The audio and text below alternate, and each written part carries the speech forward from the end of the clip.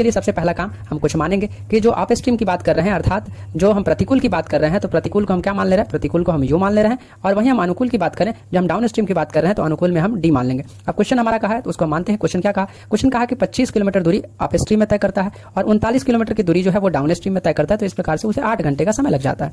फिर अगेन जो है क्वेश्चन कह रहा है 35 किलोमीटर की दूरी अप स्ट्रीम में तय कर रहा है और वहीं 52 किलोमीटर की दूरी डाउन स्ट्रीम में तय कर रहा है, तो इस प्रकार से उसे 11 घंटे का समय लगता है। तो हम पहले इक्वेशन से हम देखते हैं कि हमें यू और डी के जगह पे हम क्या ऐसा वैल्यू बैठा कि हमें 8 घंटे आ जाए। तो यहाँ से हम अगर बात करें तो अगर यू का वैल्यू जो है हम अगर 5 बैठा देते हैं और डी का वैल्यू जो है हम क्या बैठा देते हैं, 13 बैठा देते हैं, तो इस प्रकार से 5 25 जो है यहाँ 5 हो जाएगा और यहाँ डी अगर 13 बैठाते हैं तो इस प्रकार से यहाँ 3 हो जाएगा। तो 5 3 8 हमारे यहाँ सेटिस्फाई कर जा रहा है। उसी प्रकार से सेम अगर नीचे वही वैल्यू बैठाते हैं तो इस प्रकार से 11 भी सेटिस्फाई कर जा रहा है। तो इस प्रकार से यू और डी का जो वैल्यू आ गया वो 13 आ गया। और हमें क्या कर रहा है, धारा की चाल निकालनी है। तो धारा की चाल निकालने के लिए, स्ट्रीम की चाल निकालने के लिए हमें क्या करना होता है, उन डी और यू का डिफरेंस लेकर के 2 से डिवाइड कर देना होता है। दैट मीन धारा की जो चाल हो जाएगी डी माइनस यू बाई 2 हो जाएगी।